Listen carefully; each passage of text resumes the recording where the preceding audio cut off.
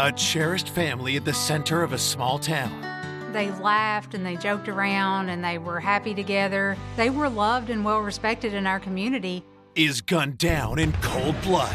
I'll never forget walking in the house that morning and seeing what I saw. Who could have done this? Was it somebody that they knew? Maybe this person had sought some type of revenge.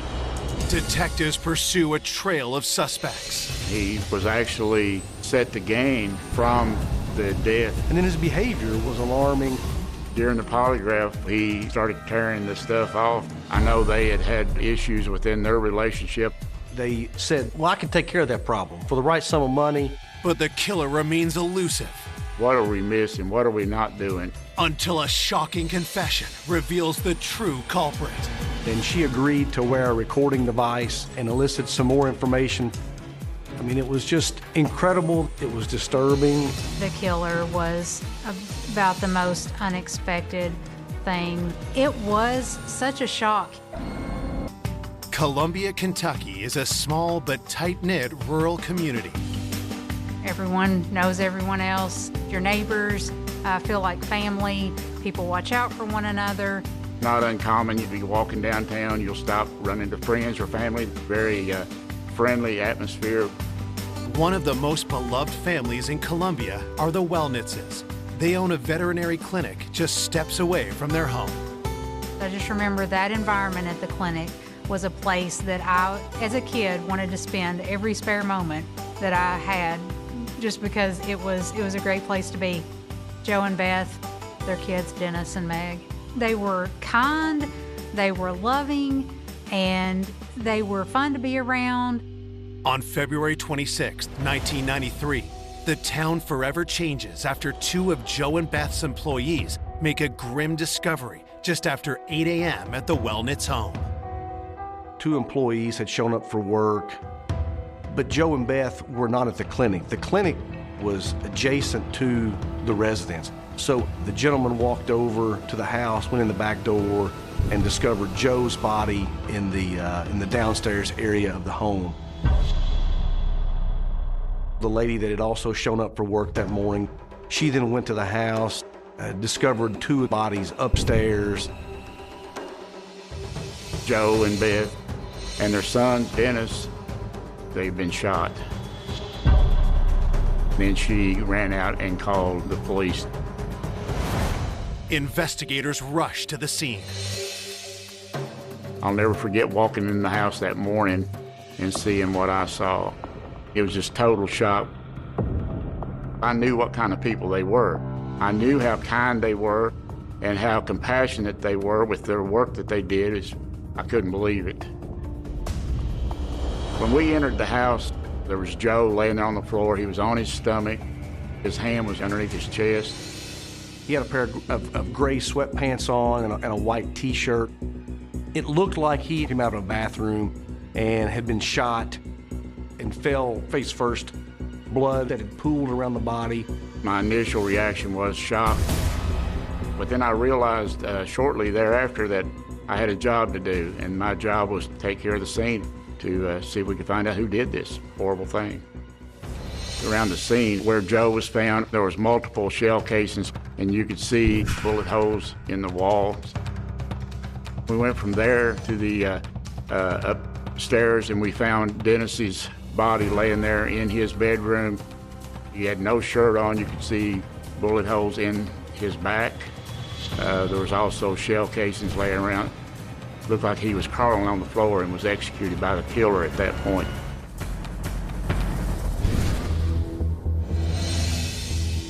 Entering into the back bedroom that belonged to Joe and Beth, you could see multiple shell casings back there. Beth was found on the side of the bed nearest to the doorway. She appeared to have been standing when she was shot, with multiple gunshot wounds to her head and upper torso. The Wellnitzes were all found either in or near a bed or in clothes that suggested they had been sleeping. So it was apparent that it had happened during the night at some point or early morning hours. After examining the bodies, police scour the rest of the house for clues, but there's no sign of a murder weapon. There were no broken windows, there was no furniture turned over, the house had not been ransacked. It was significant that there was no forced entry, that at least gave the impression that it was somebody with some degree of familiarity with the home and with the Wellness family. It appeared this family had been targeted. Who could have done this? You know, who is the person that would have done such a horrible crime in this community that is usually so gentle? Was it somebody that they knew? Maybe this person had sought some type of revenge. Once we saw that these three people had been murdered, we immediately wanted to know, where is Meg Wellness at, so we can find her to make sure she's safe, first of all, make sure she's not a victim. We were able to locate her. She was at school in Lexington and was unharmed. Officers are tasked with breaking the news to Joe and Beth's daughter. Meg was told that her mom and dad and brother were murdered, were dead. I really felt sorry for her. I thought, now how is she going to go on? You know, how did she recover from this? We got a phone call just a little while after I got up, and they said, Beth and Joe have been killed. And at that moment, we didn't know Dennis also had been killed. And I just stayed in my room that day and just cried. Just couldn't believe that they were gone. They were like a second set of parents for me. One of my family members had called.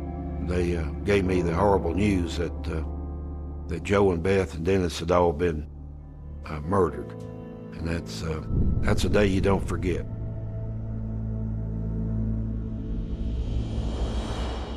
Joe Wellnitz was born in 1942 and grew up in Louisville, Kentucky. From a young age, he always loved animals and turned that passion into a career.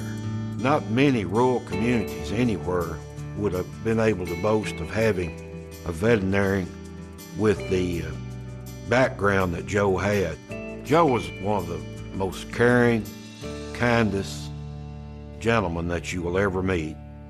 In his 30s, Joe met Beth Preston, a woman 10 years his junior.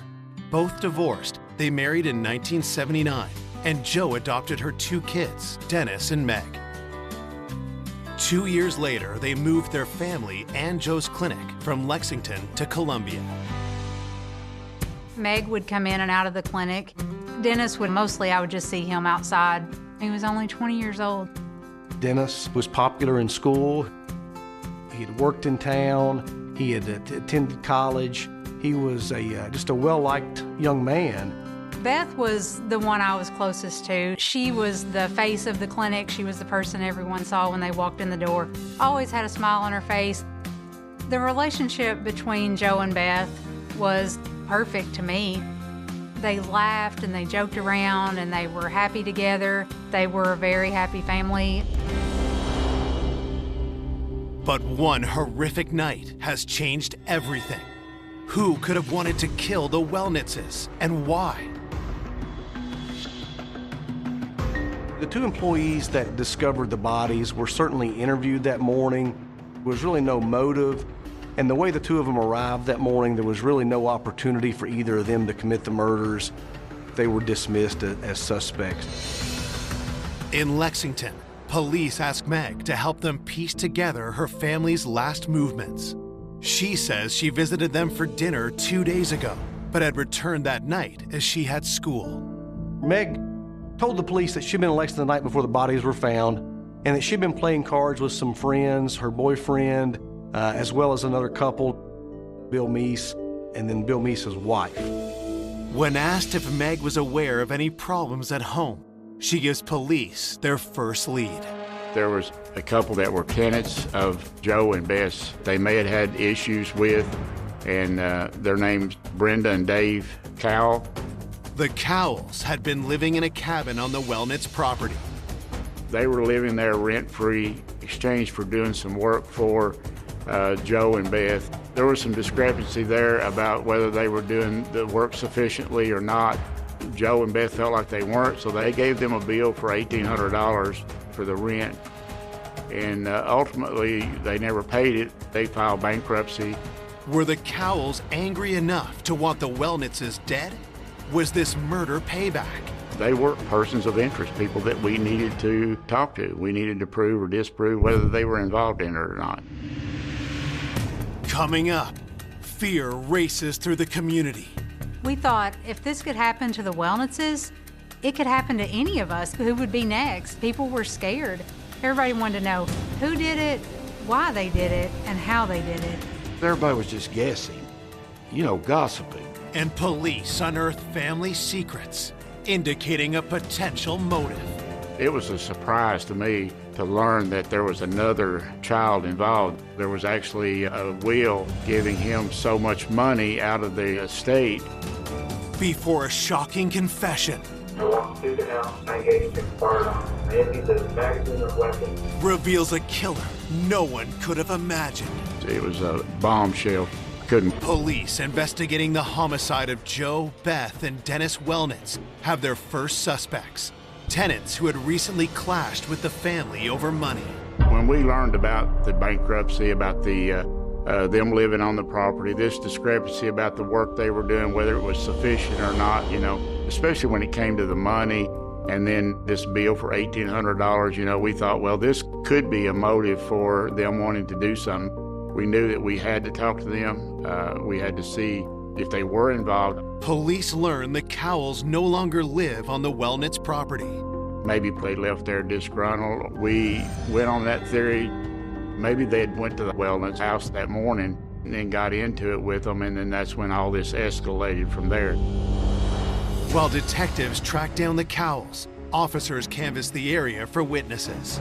We did a neighborhood canvass to talk to people to see if anybody in that area had heard anything, seen anything, or had any other information that they could provide. We were not able to identify anybody that did hear anything that went on that night during the shooting or anything. 4 days after the murder, detectives locate the Cowles and bring them in for separate interviews. Brenda claims she didn't hold any grudge against the Wellnitzes. She told us that even though they had not paid the money that Joe and Beth felt like they owed, they had worked out the discrepancy and everything had moved on from that. Police asked Brenda where she was the night of the murder. They ended up moving off the farm. She said she was not there. She was at home when it happened. When detectives speak with Brenda's husband, Dave, he's unable to confirm her alibi because of his own. Dave was working in Louisville, Kentucky, which is almost in Indiana, probably 100 miles from where this happened at. He adamantly denied any involvement in this. He didn't want it to do harm to them. Investigators speak to friends of the Wellnitzes to confirm the dispute with the Cowles had been resolved. We were talking to friends in that area. We were able to determine that situation where those hard feelings had been resolved a long time prior to this happening. They were ruled out as far as having anything to do with this murder. With no arrests made, fear begins to grip the town. We thought if this could happen to the Wellnitzes, it could happen to any of us. It could happen to anyone. They were loved and well respected in our community, and so if they could be killed, who would be next? People were scared. Everybody wanted to know who did it, why they did it, and how they did it. Word travels fast. Everybody was expressing their opinion as to what may or may not have contributed to this. But everybody was just guessing, gossiping. It's got the whole community in an uproar about what happened. We had to get some answers pretty quickly, make sure that it wasn't some random killing and that other people may be coming next. When we started thinking about who could have done this, we started thinking about the veterinarian business. People get very sensitive about their pets, so we thought, well, maybe somebody had gotten disgruntled over that. We learned from the employees there that there was an issue between Jerry Yarberry and the Wellnesses, where he had brought in his dog to have treatment done to its eye, and the dog ultimately was blind. So we thought, well, maybe this might be a motive for somebody to do harm to them. Some of the key questions that we wanted to know from Jerry was, how did he feel now toward the Wellnesses, and how did he feel toward what had happened between them? Police bring Jerry into the station for questioning. He told us that he was very upset about his pet. He refused to pay the bill that was owed to the Wellnesses. They ended up having to file a lawsuit against him in order to recoup the funds. While Jerry admits he was angry with Joe, he says he isn't a killer. He adamantly denied doing anything to the Wellnesses as far as going to that extreme. When we talked to Jerry, we learned that he was home watching TV with his wife and kids, and we were able to confirm that that's where he was at, and therefore we were able to eliminate him as a suspect in this case. There's frustration on the part of the police because they want to see a crime solved. They want to see a murderer, in this case, held accountable. They want to see that person punished. And then there's frustration because we don't know if justice is ever going to be served. As the case threatens to stall, a friend of the Wellnitz family contacts police with pertinent information. I said, I'm a real estate broker, and our getting the property ready to sell, there was an indenture, kind of a rectangle, in the floor of that master bedroom closet. I knew for a fact Joe and them kept a floor safe upstairs in their bedroom in the closet. I'm assuming, but that's where he kept all these important papers, his deed, anything that was of significance. Gives you the opinion that the safe was part of the plan all along, that the killer knew where that safe was at. It was not sitting out in the open where you would commit these 3 murders and then say, okay, there's a safe, I'm gonna take that with me. It was hidden back in a closet.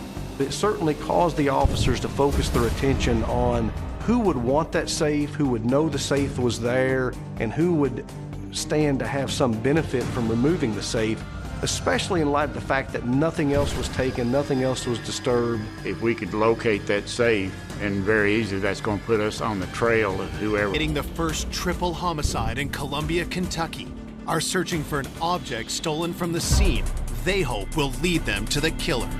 The missing fire safe was certainly a critical piece of evidence that the officers were investigating. They tried to determine more specifically what the contents of the safe were, what was in there, what was going to perhaps turn up that might then be a clue. In talking to the family, we were able to learn that there was possibly could be insurance papers in that safe, maybe even up to around $1,000. In this case, the only motive was to either cause the death of the Wellnitz family or to take the safe out. As detectives put out an APB for the safe, the autopsy results come in. One of the crucial things that we need to know is the time of death. As far as the time frame of the death, the internal examination of the bodies was consistent that they had been killed within a few hours prior to the bodies being discovered. It's estimated Joe, Beth, and Dennis were murdered around 4 a.m. The medical examiner was able to determine that each victim died as a result of multiple gunshot wounds. None of the victims had defense marks on their bodies, meaning they had likely been taken by surprise. Additional projectiles were recovered from the bodies during the autopsy. The firearms examiner did determine that all of the shots were fired from a 9mm handgun. It did seem likely that they were all fired by the same person, given the fact that they were all fired from the same gun. Obviously, from there, we're going to start doing multiple interviews to try to eliminate or show who has killed these 3 people, who could have that much of a grudge against them. During our investigation, we were able to learn that Joe had another son by the name of Eric. From my previous personal experience with Joe and Beth, I didn't know about Eric until after the murder. Joe had adopted him, much the way that he did with Meg and Dennis, and then that marriage broke apart. It was a surprise to me to learn that there was another child involved that Joe had adopted at a young age. We started receiving information, documentation showing that Eric was actually still set to gain from the death of Joe. There was actually a will giving him so much money out of the estate to the tune of $250,000. Eric was somebody that we needed to talk to because that much money obviously would be a motive for somebody to do something like this.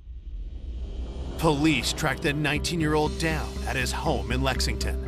When Eric was interviewed, he was shocked that it occurred. They had issues within their relationship, him and Joe. It was a very distant relationship and then non-existent after a while. Eric also indicated that he felt like he was replaced by Dennis. They had completely become estranged after so long and had stopped any contact with each other. One of the things that we learned was that Eric did resent Joe. Part of that resentment was because of this estrangement. Had Eric settled a score and inherited a fortune by killing the family? When police question him about the will, they are taken aback by his response. When he learned that he was a beneficiary to this will, he was actually surprised that he was included in it, because of they've been estranged for that many years. But detectives can't just take Eric at his word. The motive is there, the possibility, so we needed to know whether he had any type of alibi that we could substantiate to make sure that he wasn't in Columbia that morning. We learned during our interview with Eric Wellness that he had worked that night, and then once he got off work, he went to a friend's house and slept at that friend's house. Eric says he was in Lexington the entire night, 2 hours away from Columbia. So we were able to talk to that friend and determine that he did not have the opportunity to commit this crime. We felt pretty certain that he was not a suspect at this point. We eliminated him and moved on.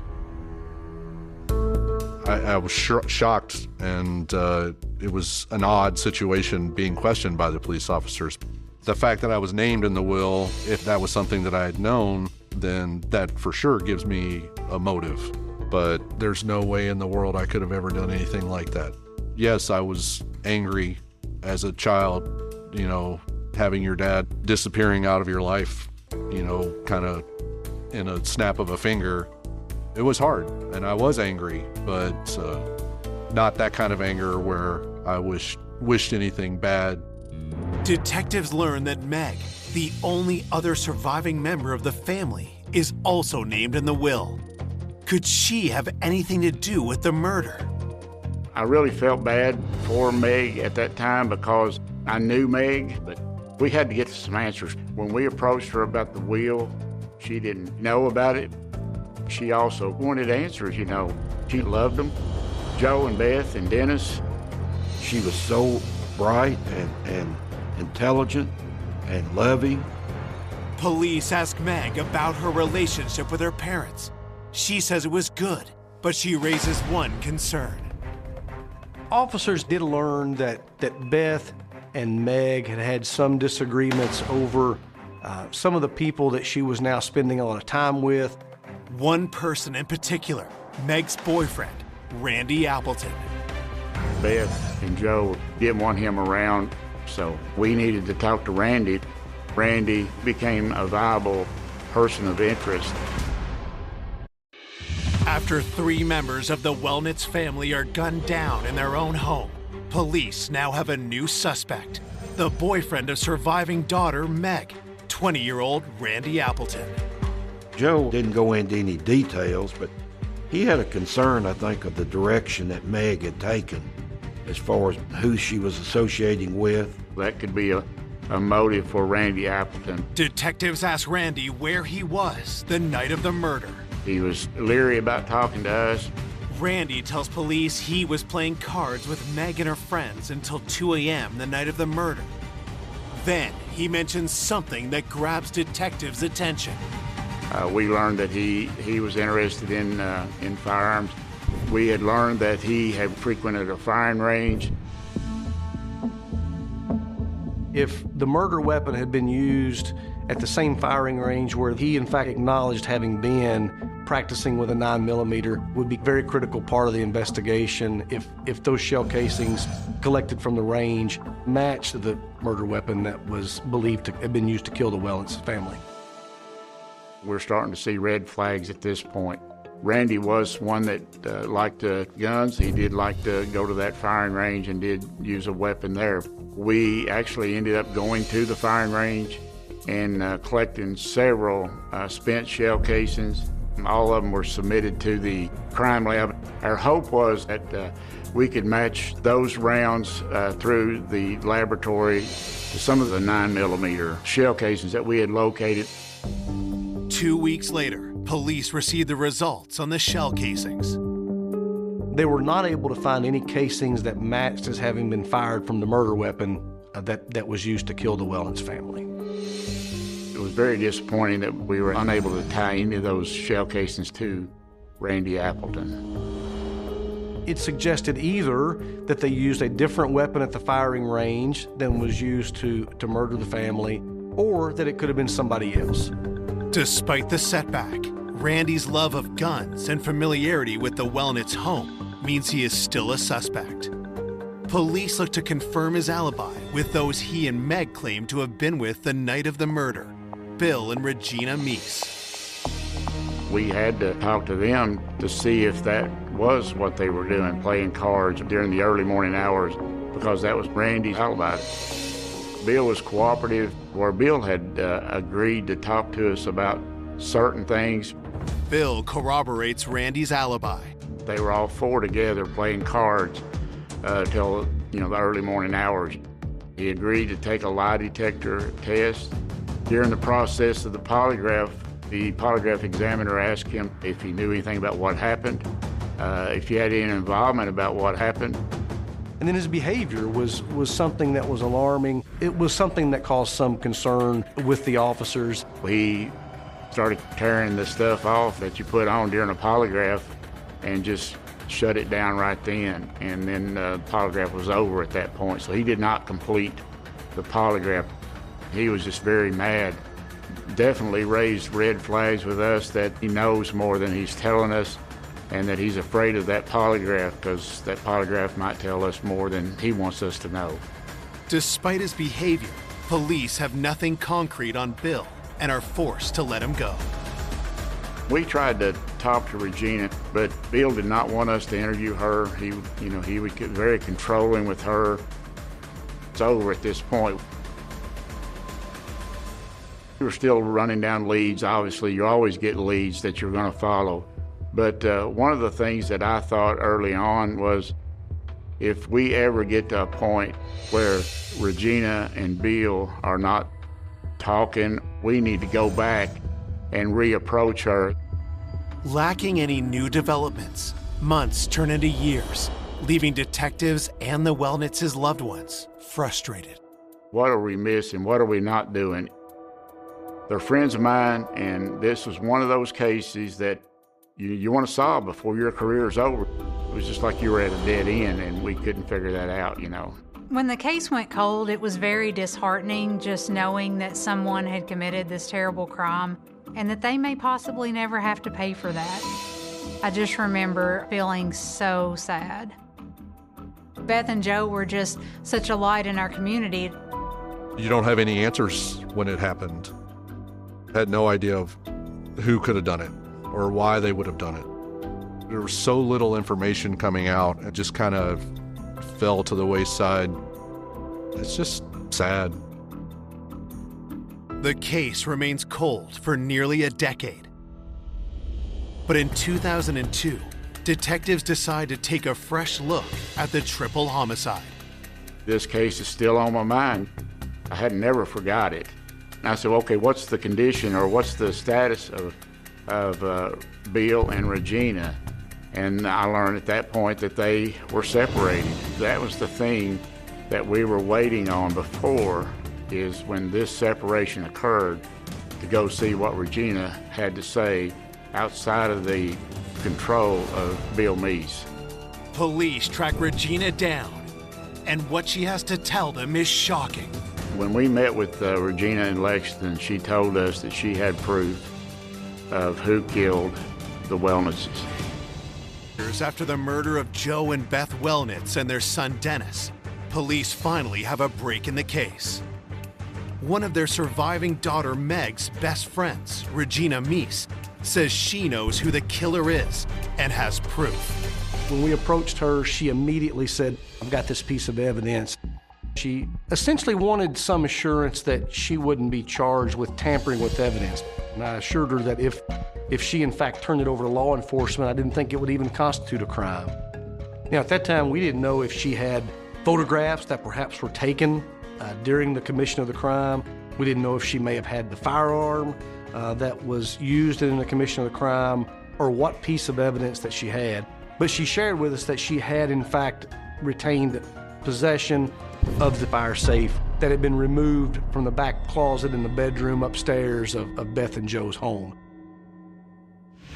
When police ask Regina how she got the safe, she says the person who gave it to her is the one who shot the Wellnitzes. Regina's one started the ball rolling. Everything started to fall in place. Regina told us that Bill Meese was the one responsible for the death of Dennis and the death of Joe and Beth Wellnitz. It was very shocking, very shocking. She had been interviewed by the police before, but had been told by her then husband, now ex-husband, not to talk to the police, not to tell them anything. And it certainly appeared, at least, to be a burden lifted that she was able to share this information. It was a huge deal when we heard what she had to say. That was the part that we needed to happen, and that from there on, it steamrolled from there. Regina takes police to her home to see the fire safe. It was the same type and everything that we were missing from the house that night.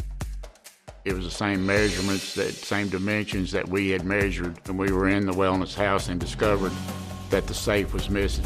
When we later compared the bottom impressions on that fire safe to the imprints taken from the closet, it was a perfect match, and in fact it was the fire safe that was stolen from the Wellness home. Nothing of significant value is found in the safe, but Regina delivers another explosive revelation to police. She tells them that Bill is planning to kill again. Interviewing Bill Meese's ex-wife, it came to the attention of the police that a mutual friend had had an encounter with Bill Meese where he had offered to kill her boyfriend. Bill had told her that he would commit this murder for her for $500. I mean, it was just incredible. It was disturbing. Was Bill some kind of twisted serial murderer? Police decide to move before he can strike once more. We initiated this investigation and contacted that lady that Bill had approached. She agreed to wear a recording device, speak with Bill Meese. He was provided a certain sum of money as a down payment, and the police then arrested him for offering to kill this mutual friend's boyfriend. With Bill in jail, police question him about the Wellnitz triple homicide. There was no statements made about the Wellnitz murder that he was willing to make at that time. When we interviewed him there, I mean, we did not get a confession from him. He denied it at that point. Even though we knew that we were on the right track, it still takes evidence to put this together. As detectives work on building their case with Bill still in custody, news spreads quickly about his arrest and possible involvement in the shooting of Joe, Beth, and Dennis. When I first heard about Bill being a suspect, it sent shivers up my spine because I immediately am flooded with the memories of being in junior high with Bill and having very, very strange interactions with him. I was 13, 14 years old. He at one point stabbed me in the leg with a pencil. He had been open about talking about murder and proceeded to threaten me that if I said anything about it, that he'd kill me and my family. I hadn't seen my dad in years when I went to school with Bill. I don't know how they knew each other. One question remains for police. If Bill murdered the Wellnitzes, what was his motive? Detectives learn another piece of shocking information when Regina tells them Bill might have pulled the trigger, but someone else masterminded the killings. She did share with us that Meg had been involved in the planning of this murder and that she had wanted it done. Certainly that was shocking to everybody. She said that Meg had ridden with Bill Meese from Lexington down to Columbia late night, early morning when these murders occurred. Meg was a big part of the planning and execution of the plan at her parents' house. What we also learned is that they had been planning this 3 months prior to the murders before they did it. We believed at this time that Meg and Bill Meese were the ones responsible for the murders. We had ruled out Regina and Randy Appleton at this time.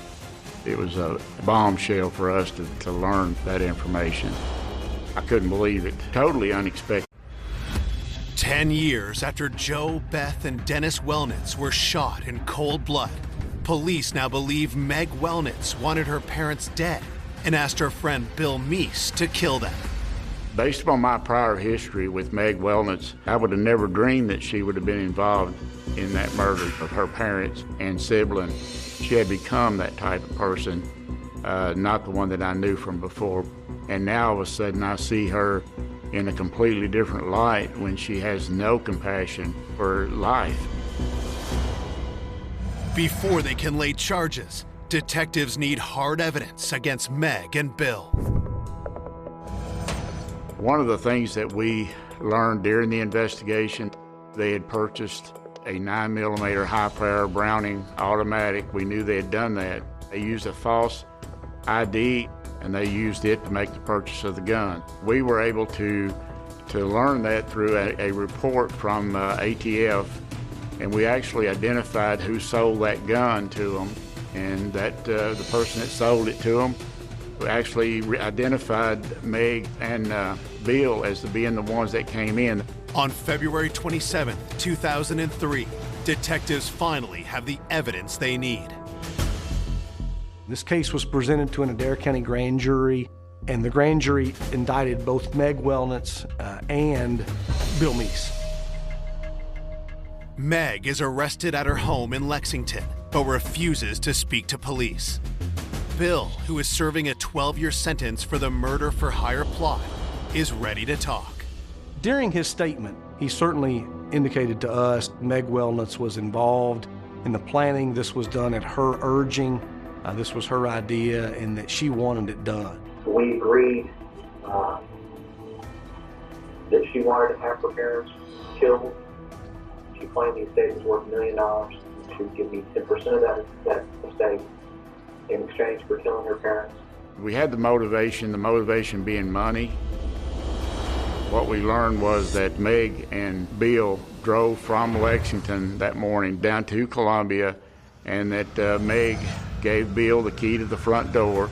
She stays in the car. She does not go into the house. I walked through the house, the back room. Joe came out of the back room. I engaged him, fired on him. He came toward me and I continued firing. He fell. I went upstairs, into the hall. Elizabeth was standing next to her bed. I engaged and fired on her. She fell. I came back down the hall. I entered Dennis's grave. He was sitting on his bed. I engaged him. I emptied the magazine of weapons. He was still sitting up at that time. He got on the floor, got on the floor, and I shot him. I then went into the back bedroom and into the closet and got the firebox, took the box down in the car, took off the clothes I was wearing. I put all of those items as well as the firearm, 3 magazines, in a black plastic trash bag. I put the black trash bag in the trash container and drove back to Lexington. We got back to Lexington about 6:30 or 7.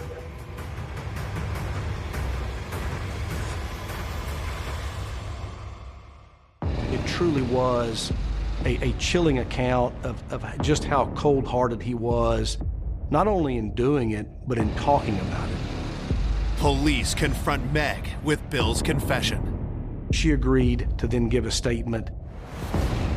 When we met with Meg, my observation and my perception of her demeanor and her statements to us certainly was not one of any remorse.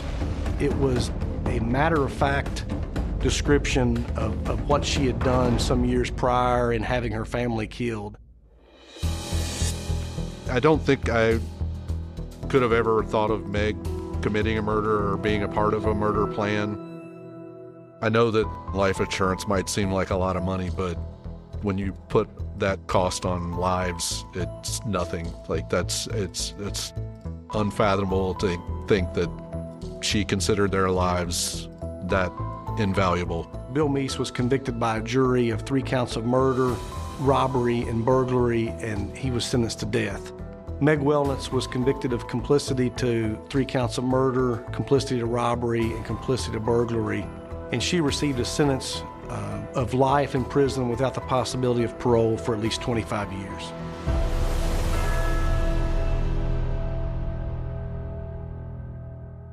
It's very disturbing to know that this little sweet girl that I remember has been the one that actually played such a big role in this murder. Meg orchestrated one of the most horrendous crimes that you could imagine, killing your mom and dad and also your brother. I do not think that Meg receiving 25 years was a just sentence. I think she was as guilty as Bill Meese, and I think she should have been given the same type of sentence as Bill Meese, death. For their daughter to have been the killer was about the most unexpected thing. It was such a shock to try to wrap your head around how could a daughter carry out or be the mastermind. It does not get any more heartless than that, and it does not get any more sickening than that. She didn't deserve to ever be free again. In 2014, having served 8 years of her life sentence, Meg is found dead in her cell of an apparent suicide. I certainly could never have imagined that things would have turned out this way. I just feel sad that Joe wasn't able to live out his life the way that he deserved to and continue to give back to the community that he was a part of and The sunshine and beaches of South Florida attract many types of people. Aspiring young models gravitate here with the hopes of being discovered. Beginning in February 1984, the dreams of stardom darkened into nightmares when several young women disappeared. It was the beginning of a string of brutal and terrifying murders that spread out across the country.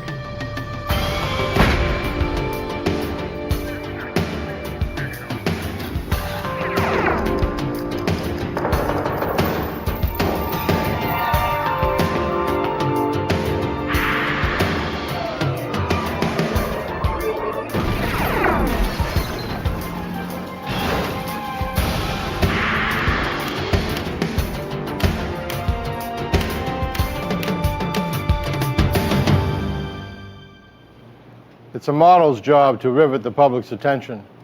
But in 1984, some aspiring models began attracting publicity in a terrible new way. Across the country, dreams of glamour turned nightmarish as young women disappeared, only to be found tortured and killed. I'm Jim Kallstrom, former head of the FBI's New York office.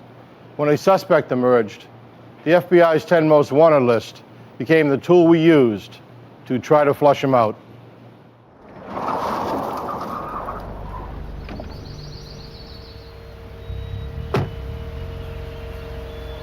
The promising life of Beth Kenyon came to a violent end on March 5th, 1984.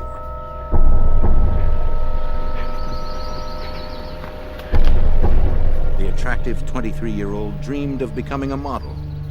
She had even been a finalist in the Miss Florida pageant.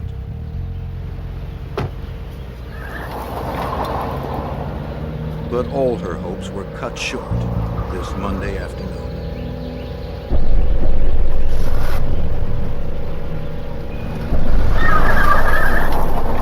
The next day, Beth's parents reported her disappearance to the Miami police. The police merely listed Beth as a missing person, and explained many girls her age drop out of sight for various reasons without telling their parents.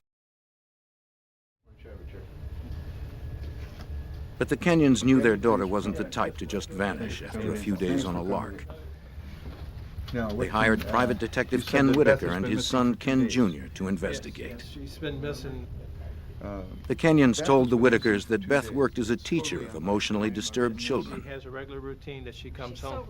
She was responsible and enjoyed a close relationship with her family. Strange there. This is, as you can see, where she had a 6 o'clock appointment. That she Fearing was not something sure had about. happened to Beth, the Kenyons had searched their daughter's apartment in North Dade County for anything that might help them find her. But all they found was an address book and a picture album. Picture of Beth, and this is Beth over here, and this is a boyfriend, somebody she went out with. This is just showing me a picture. Armed with little more than a few snapshots of Beth and her friends, the investigators went to work. The father and son team quickly narrowed down Beth Kenyon's last known whereabouts. Ken Whitaker Jr. talked to an attendant at a Miami gas station near the school where Beth taught. Ken showed the attendant several photographs. He clearly remembered Beth, but he also recognized someone else in the photos, a man that accompanied Beth the afternoon she disappeared. His name was Christopher Wilder. On March 11th, 6 days after Beth's disappearance, the investigators contacted Wilder by phone. He denied knowing where Beth was, but invited the Whitakers to his house to speak more about her. But when Wilder didn't answer his door, the suspicious investigators decided to look around. They had learned he was a successful building contractor and a self-proclaimed fashion photographer. The Kenyons had told the father and son team that Wilder had proposed to their daughter, but that she had turned him down, leaving him upset and angry. Rifling through the garbage, the Whitakers found a photograph. Chris Wilder. On the surface, it appeared an innocent picture, but to trained eyes, it meant more. The investigators soon learned that Christopher Wilder had driven a car in the Miami Grand Prix. On February 26, 1984, he finished 17th and won $400. That race day was also the last time that anyone saw Rosario Gonzalez. The 20-year-old worked for a marketing firm distributing free aspirin samples at the Grand Prix. The Miami news still buzzed with the mysterious disappearance of Gonzalez. She had vanished just 5 days before Beth Kenyon. The investigators discovered that Wilder knew Gonzalez. She had modeled for him in amateur photo shoots.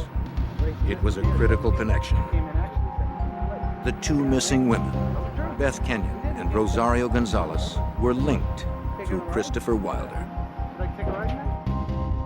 With this information, Mr. and Mrs. Kenyon sought the help of the FBI. Special Agent John Hanlon of the FBI's Violent Crimes Unit in Miami remembers the meeting. On the 12th of March, the Kenyons came to the FBI seeking more active involvement of the FBI. Of course, we didn't have any jurisdiction at the time. There was no evidence of an abduction. In an attempt to put pressure on Wilder, the Kenyons' private investigators leaked their findings to the Miami Herald. The story was published on March 16, 1984. Though the article did not mention Christopher Wilder's name, it clearly accused him. The report described the man connecting Gonzalez and Kenyon as a local contractor, race car driver, amateur photographer, and a native Australian. It was Wilder to a T. Although the FBI had no jurisdiction, Supervisory Special Agent Gordon McNeil had already begun looking into the matter. This connection drew my interest, and I decided to open a preliminary kidnapping investigation to see if we had a possible violation of federal law. Agents McNeil and Hanlon found Wilder was a likely suspect. He had a criminal history that reached back to his native Australia, where he was out on bail on a sexual assault charge. Days later, on March 21st, the agents were notified about an incident which allowed them to open a full investigation. A phone call came into the Miami FBI office reporting that a Tallahassee, Florida woman had been abducted and transported across state lines into Georgia, where she escaped. The initial description of her assailant fit Christopher Wilder. Are you okay? Special Agent Hanlon flew to Georgia to hear the victim's story. It was a nightmare. Oh, sorry, no business. 19-year-old Linda Grober told Hanlon she'd been shopping in a mall in Tallahassee, Florida, when a man approached her about a modeling job. Magazine covers? I got any number of them. Really sound like claiming to be a photographer, the stranger invited her back to his car to see his portfolio. It was the middle of the afternoon in a very public place, and Linda said she felt perfectly safe. Never? When he asked her if she'd ever modeled, she said no. He flattered her with remarks about how beautiful she was and promised he could put her on the cover of Vogue. But Linda reported that when they got to his car, the photographer began changing his story. He claimed he'd left his portfolio at his studio, and he asked Linda to go back to the studio with him. When she hesitated, the man attacked and pushed her into the car. He clubbed her on the back of her head. Everything just went black. When she regained consciousness, they were driving on a country road. When her abductors saw her coming around, he stopped the car in a secluded spot.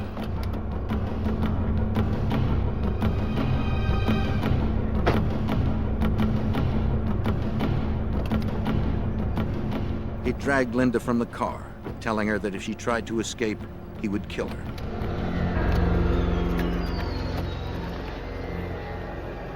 He wrapped his fingers around her throat and strangled her until she passed out.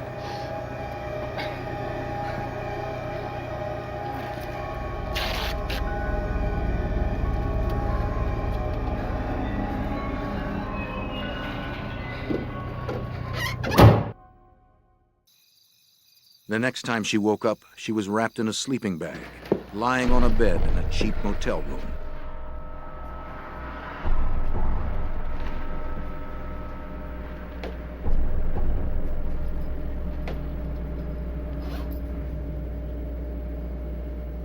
Once again, he threatened to kill her if she tried to escape. Don't move. He tied her to the bed and superglued her eyes shut. For the next several hours, the kidnapper repeatedly raped, beat, and tortured Linda Grober. When she disobeyed his commands, he shocked her with an extension cord he had fashioned into an electrocution device.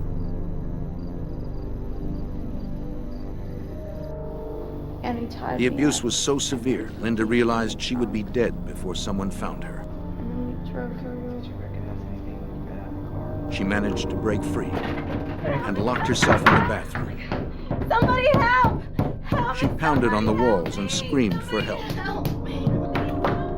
Stop it! Stop it! Stop it! Hey! Stop now! Stop it! Stop it! I'm telling you! The rapist panicked, grabbed what he could, and ran.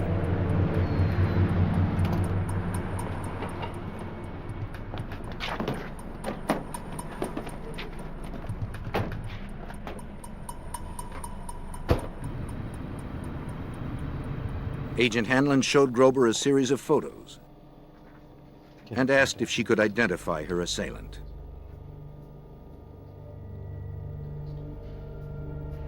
It was absolutely no doubt in my mind. I mean, I'd spent hours with this person that's who he was. And I just identified him as clearly Christopher Wilder.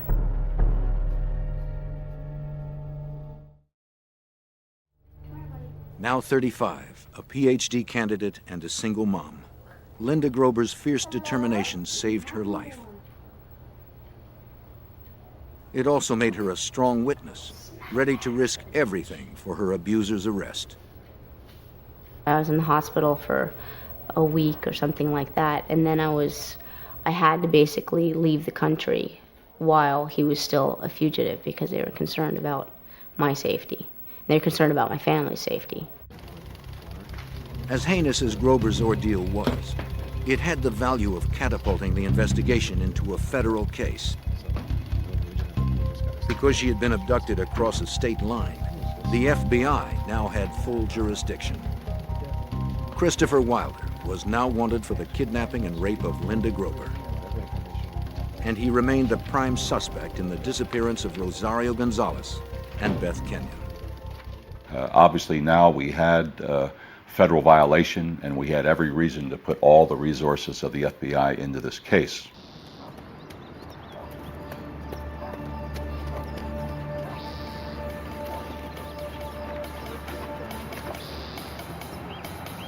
Not knowing exactly where to find Wilder, a team of agents descended upon his house in full force.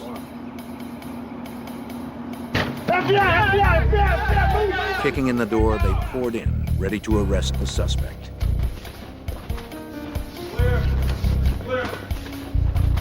Clear! Clear! But they found an empty house. Clear! Everything clear? All clear, all clear. Wilder had long abandoned it. All clear. He was on the run, days ahead of the federal agents. And every minute he remained free put another woman in jeopardy. The desperate chase had begun. March 1984. FBI agents conducted a meticulous search of the abandoned home belonging to Christopher Wilder. 2 women were missing and presumed dead at his hands. A third had barely escaped with her life after her kidnapping and rape. The agents needed something to clue them in to their suspect's present whereabouts. You like to decorate it. What happened to his maid? But before he left, Wilder had prepared his home for any investigator. The place had been manicured. There were basically no fingerprints left in Wilder's house. You're always going to find fingerprints inside a residence. It looked like everything had been totally cleaned. FBI and local authorities canvassed Miami and West Palm Beach. But no one reported having seen or heard from Wilder since he left Linda Grober in a Georgia motel. The FBI alerted police to keep an eye out for Wilder's car. They asked banks and credit card companies to monitor any transactions he might make. But informational systems in 1984 moved slowly. The leads trickled in and were usually too late for a quick response.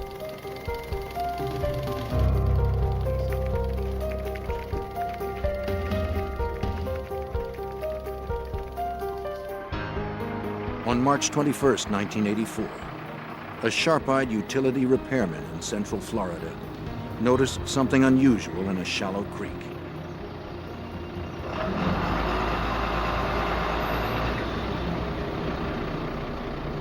It was the barely recognizable body of a young woman. She was later identified as 21-year-old Teresa Ferguson. Witnesses last saw her 3 days earlier, leaving a shopping mall with a man fitting Wilder's description. The autopsy showed she'd been beaten with a tire iron and strangled to death. The victim's profile and the savagery of the crime suggested Wilder. But nothing directly tied him to it. If it was the Australian contractor, the FBI agents knew they had a serial killer on the loose. One that had to be stopped before he murdered again. Agents continued to follow the suspect's trail. An automatic security camera photographed Wilder at a bank in Tampa. The bank records showed that he had emptied his accounts of more than $19,000. It was an ominous break. Their prey now had the money to travel far and wide. By March 22, 1984, Wilder was already in Texas.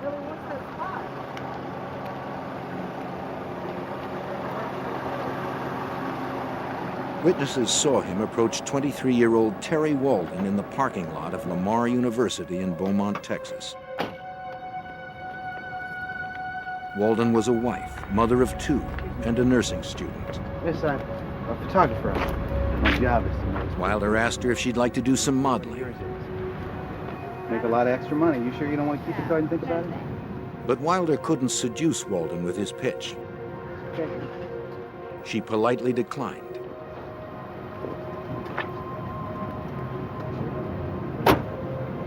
She had no way of knowing that she would soon see him again.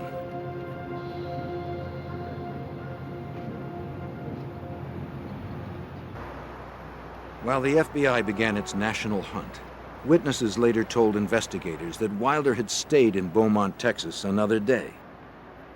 This time he went back to familiar territory to stalk his next victim. They have this one's $7.99 or $9.99. He visited the local mall, shopping for a young woman to deceive with dreams of glamour. You're taking some fashion photography? No, listen. You don't have to blind me. I'm legit. It's okay. But no one succumbed to his bogus promises. No, sorry. That's fine. That's fine. After getting brushed off several times, he spotted a familiar face. It was Terry Walden. Hey, hi. She had come to run errands after dropping her 4-year-old daughter off at daycare. Are you interested now? Will you take the card and just consider? Terry again turned Wilder down. No. I'm sure you could. But this time, he wouldn't take no for an answer. As she left the mall, Wilder followed her out to her car. In broad daylight, in the middle of a crowded mall parking lot, Wilder attacked Walden. He knocked her unconscious and pushed her into her Mercury Cougar.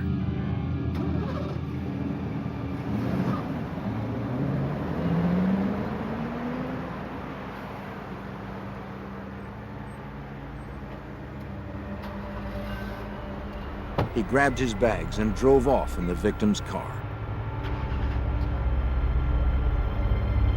Walden's husband reported her missing later that afternoon when she failed to pick up her daughter at daycare.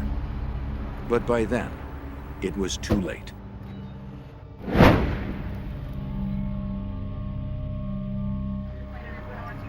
Terry Walden's body was found floating in a canal near Beaumont, Texas, a few days later.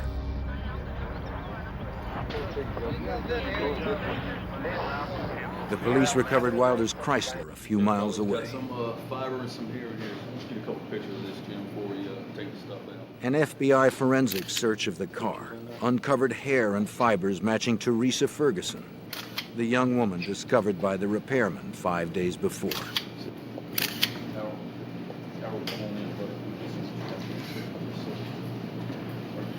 It confirmed what the agents had suspected all along.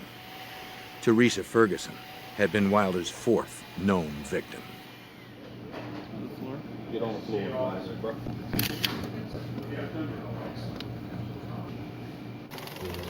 McNeil and Hanlon estimated that the killer was still at least 2 days ahead of them. Out of the Miami office, they broadcast a national all-points bulletin for Terry Walden's stolen car.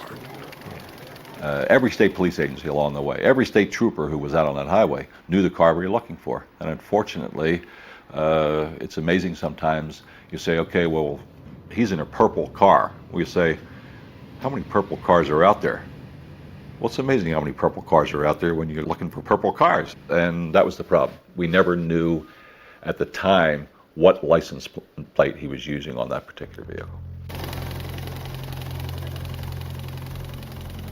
FBI teletypes clattered endlessly.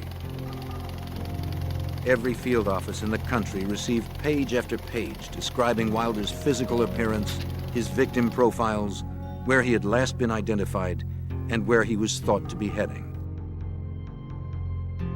The technology of 1984, however, could not keep up with the pace of his flight.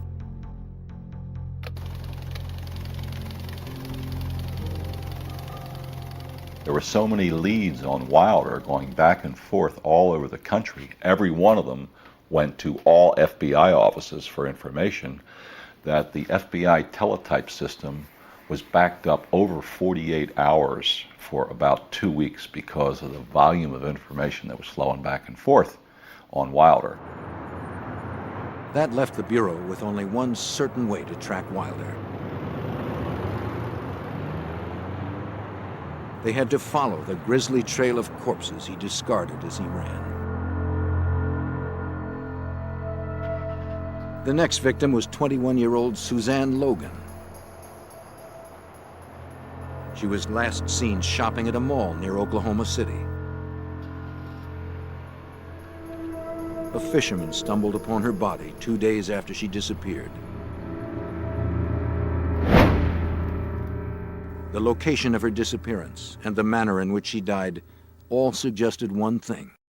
She had died at the hands of Christopher Wilder.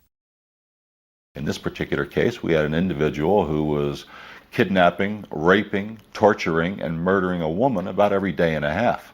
So there was intense pressure, as there should be.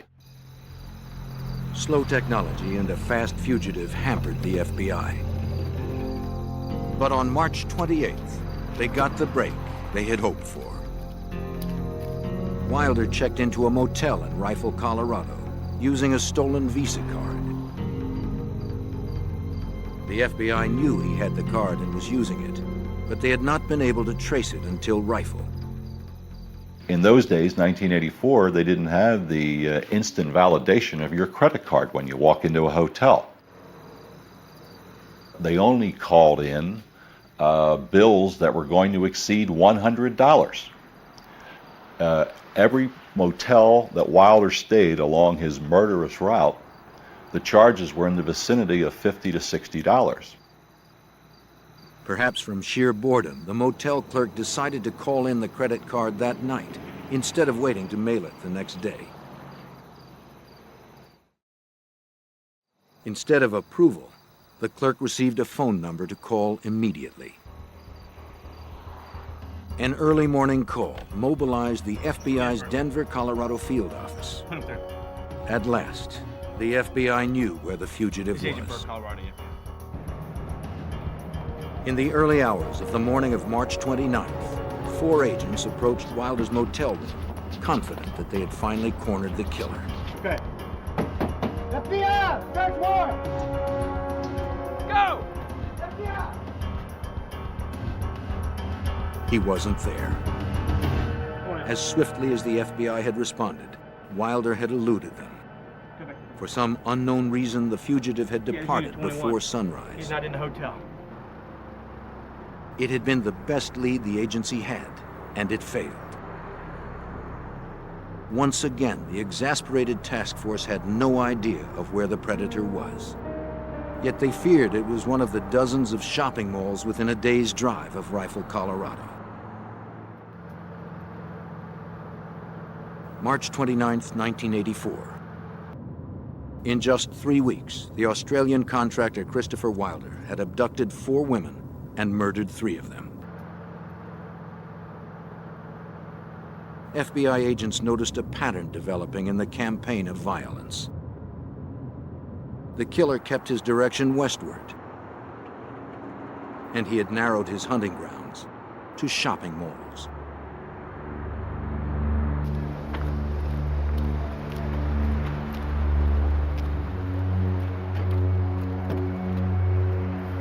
"18-year-old Cheryl Bonaventura was last seen at the Mesa Shopping Mall in Grand Junction, Colorado.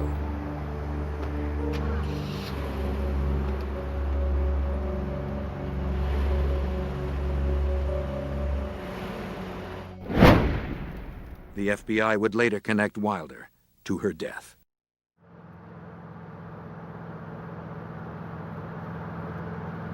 you had a man that you knew was on the prowl. You had a man who you knew as each day goes by that some poor soul in deathly fear of her life was dying in an extremely extremely painful way. To get the word out, the FBI cast a wide net. Across the country, agents notified security officers and mall managers about the danger, telling them to be on the lookout for the Australian. Investigators supplied malls with photos and flyers that were posted to alert shoppers. Despite the FBI warnings, a teen magazine held a cover girl competition at the Meadows Mall in Las Vegas.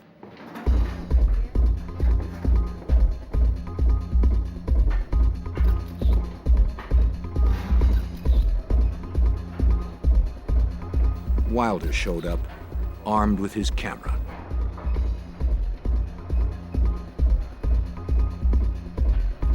He chatted with several of the teens during the event, but eventually zeroed in on Michelle Korfman. The 17-year-old had driven up the 25 miles from her family's Boulder City, Nevada home. Nervous about participating in her first model search, she had asked her friends and family to let her go alone. After a few minutes' conversation with Wilder, Korfman changed her clothes and left the mall with him. Yeah, sure, I do. That's great. It was April 1st. As soon as Vegas authorities alerted the FBI that a local girl had disappeared at a mall, agents responded. They asked for all pictures that anyone had taken of the fashion show. One photographer immediately delivered 5 rolls of film. And when they printed those photographs, there was the Korfman girl on stage in a modeling type pose, and who's directly beyond her, about 20 feet away, looking at her with what I call the look of a homicidal maniac, none other than Christopher Wilder.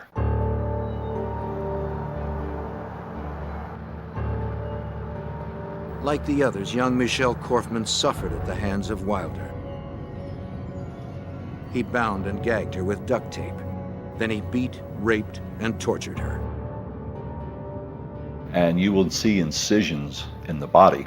They may only be 1 inch to 1.5 inches long, and they're not deep. They're done just enough to make it bleed. They were only meant to torture, not to kill, until he finally actually killed the victims. He was a brutal sexual sadist. Prowling shopping centers and other areas. On April 5th, 4 days after the Michelle Korfman disappearance, the FBI held a press conference. They announced the placement of Christopher Wilder on its famed 10 Most Wanted Fugitives list. 10 most wanted. For 50 years, the list has helped generate the publicity needed to catch violent fugitives. Hey, Val. Special Agent Tron Brecky serves as national spokesman for the FBI. Thank you. The criteria for the top 10 was met with Wilder. He was a menace to society. He was extremely dangerous, a violent individual on whom charges were outstanding, and he had fled the area where we thought that he might be. Therefore, it was very important for us to get the message out to the American public and to the media that he could be anywhere in the United States.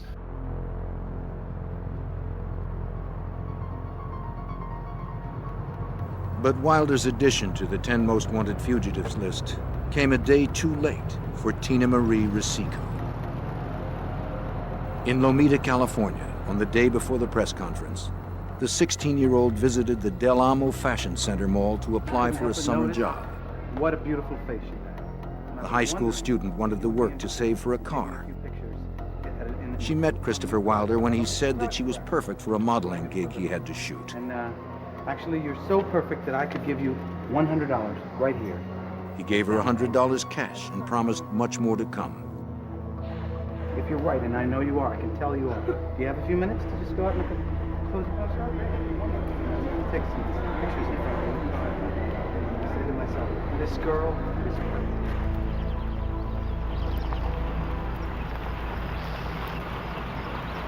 Wilder drove Tina Marie to a nearby park.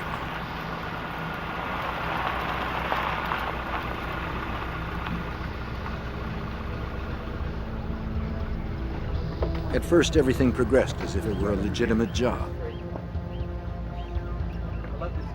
He said the scenic location had perfect light for the camera. This canopy right here, I think, is really lovely. Right. As the shoot began, an eager Tina Marie worked to please her photographer. Yeah, just look sort of. When Wilder told her to smile, she did. When he told her to tilt her head, she did. And then it all turned wrong. Now, in the car. All right? He pointed a .357 Magnum at her face and told her to get in the car. Quickly, quickly. The terrified teen had no choice but to obey.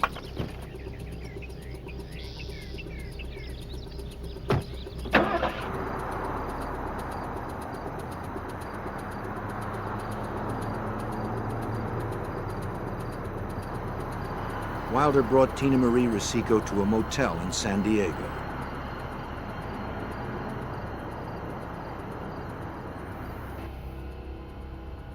There, like all the others, he beat his teenage victim, tied her to the bed, and raped her repeatedly. Wilder cut her with his knife and electrocuted her using wires he would tie to different parts of her body. The brutality perplexed Agent Hanlon. You say to yourself, why would anybody want to do that to anybody, to scare them so bad, to brutalize them so bad, to torture them with an electrical cord, and then kill them like a piece of trash? And that person knows they're going to be killed. I mean, up until some point, the great realization comes over that individual, I'm not going to survive this. My life's over. And these are young women. He identifies himself as a professional photographer, commenting on a young woman's appearance and attempts to persuade her to accompany him from the area. Just as Tina's life was about to end, a special news bulletin captured Wilder's attention. Dangerous, and this approach may lead to his apprehension. Christopher Bernard Wilder has been placed on the FBI's 10 most wanted list. As you know, it was the FBI press conference. Wilder watched in horror as his picture was plastered on television sets across the nation. The federal agents proclaimed him the most wanted fugitive in America. They held him responsible for the disappearances of 6 young women. They didn't know about the 7th victim in the hotel room with him. We want to get the information out as quickly as possible. We gotta move, come on. Wilder panicked. He grabbed Tina Marie and hit the road. Come on, we gotta move.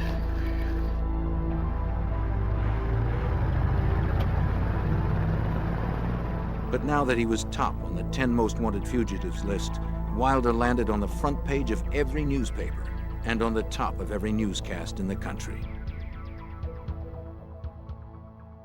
It's the front page headline in every newspaper in America. Every news show, every radio show is talking about Christopher Wilder and showing his picture and saying his name, Christopher Wilder. The FBI hoped that by plastering Wilder's face across TV screens and newspapers, someone, somewhere, would spot him. It was the best chance agents had to stop Wilder before he destroyed another life. In the spring of 1984, the FBI conducted the largest manhunt in history for the rapist and murderer, Christopher Wilder. They knew of at least 6 victims. They suspected there were many more. Wilder had squeezed through the FBI net in Nevada as he headed back east. With him was a 16-year-old hostage named Tina Marie Rosico. On April 10, 1984, outside a shopping mall in Gary, Indiana, Christopher Wilder told Rosico that he would let her go on one condition. She had to help him catch his next victim. For 6 days, the adolescent had been raped, beaten, and terrorized. She was ready to do whatever he asked. Wilder noticed Dawnette Wilt ducking into several shops. He figured she was job hunting in the mall.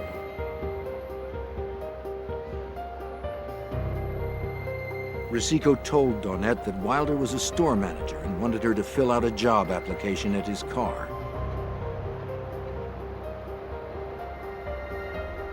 When they reached his car, Wilder drew his pistol and forced Dawnette to get in.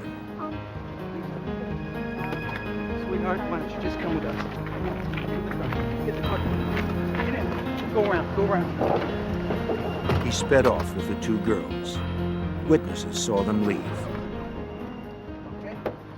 A young woman, very attractive, as were all of Wilder's victims, had been taken from was seen leaving with an individual who they believed to be Christopher Wilder from a mall in the Indianapolis area. And so when that information came to us, we felt that, okay, now we know he's headed back east. The Bureau directed every agent east of the Mississippi to work on the case. Despite his promise, Wilder refused to release Tina Marie. Instead, he forced Risico to watch while he tortured and raped Dawnette in front of her. The nightmare continued for 2 days. On the morning of April 12, 1984, Tina Marie heard a familiar voice on the morning news. Any kind of energy, and just put Tina come home alive safely. You know, we're all rooting for you. The word that we've got on national television, Tina Marie's mother begged the kidnapper not to hurt her daughter. Your daughter, and that there is every indication that your daughter is still alive. And Wilder flew into another panic. He packed up his hostages and left. Get her dressed and you get dressed. Now. Wilder complained that it was only a matter of time before the FBI caught up with him. He stopped the car in a wooded area near Penn Yan, New York.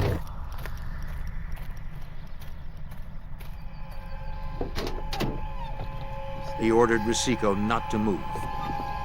Dawnette was drugged with sleeping pills, yet he forced her to march into the forest.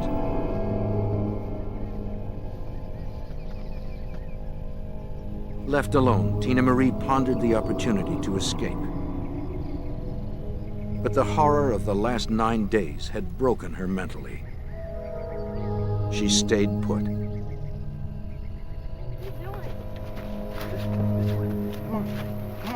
Walking through the woods, Dawnette Wilt slowly woke up to the realization that Wilder was going to kill her. She didn't want to die by stabbing. She begged him to shoot her instead. Kneel down. Kneel down. Ignoring her pleas, Wilder stabbed her through the chest twice and left her for dead.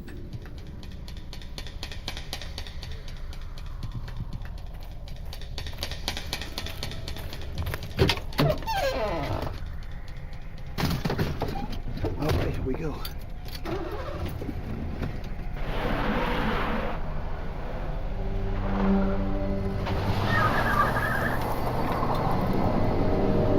As he began to drive away, the fear that Dawnette Wilt might still be alive seized him.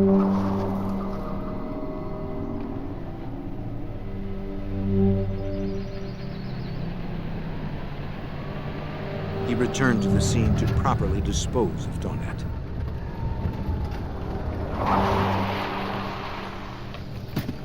You stay here. You stay here, you hear?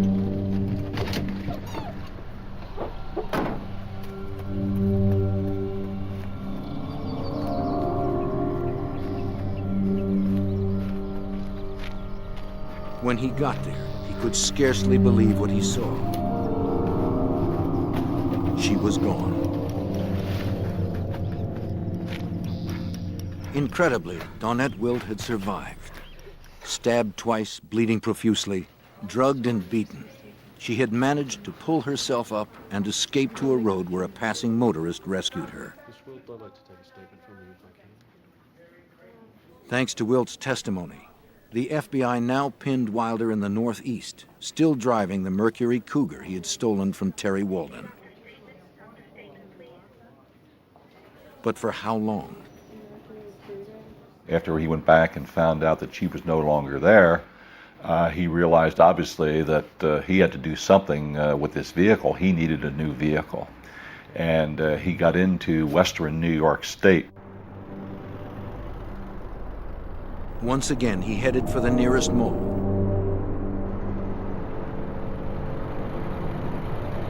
This time in Victor, New York, where he spotted a gold Pontiac Firebird. He told Rosico she would take the wheel of the Cougar and follow him wherever he went.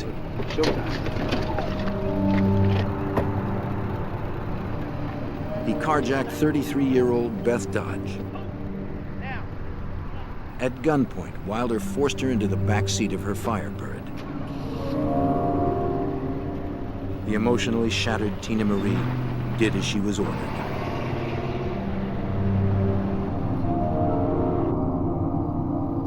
Wilder drove for a half an hour to a secluded area.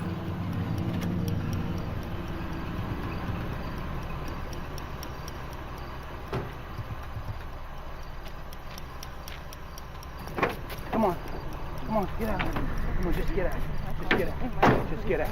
Listen, I want you to get the white suitcase, and I want you to get the camera, and I want you to put it in this car and wait for me, you understand?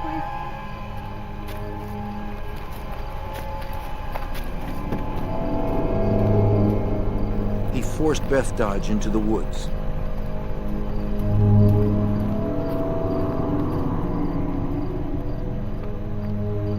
Moments later, Tina Marie heard two shots echo out from the trees.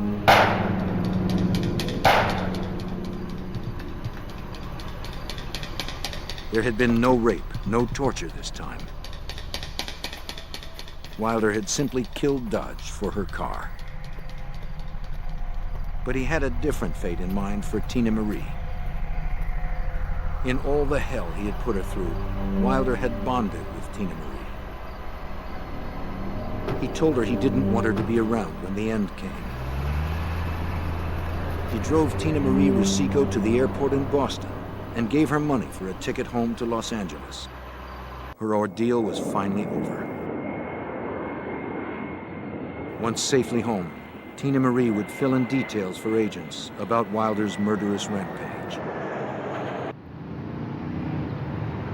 Wilder was now alone, and the agents didn't want to wait till another victim disappeared to clue them into his whereabouts.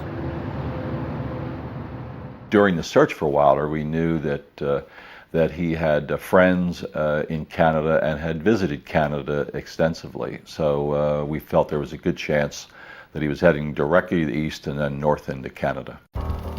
Wilder raced toward the border in Beth Dodge's Firebird. For 3 weeks, he had beaten the FBI's best efforts. Even the 10 most wanted fugitives list had failed to produce his capture. Agents McNeil and Hanlon desperately wanted to stop the killer before he struck again or fled their jurisdiction. By April 1984, Christopher Wilder had left 7 women dead across America. 3 more were presumed dead. 3 others had survived with rapes and beatings. The FBI believed that he was in New England, heading north. Federal agents concentrated their resources in the northeastern states before he could escape across the Canadian border. I mean, the FBI had agents out circularizing in the wanted poster out and that kind of thing, but the best thing you have going for you are the hundreds of police officers up in that area who are many more eyes and ears than FBI agents available in New England. On Friday, April 13th, 1984, Wilder stopped for gas in the tiny town of Colebrook, New Hampshire, about a dozen miles from the Canadian border. While he filled the tank, he casually asked an attendant about the paperwork that might be needed to cross the border. 2 state troopers, Wayne Fortier and Leo Jellison, spotted Beth Dodge's car.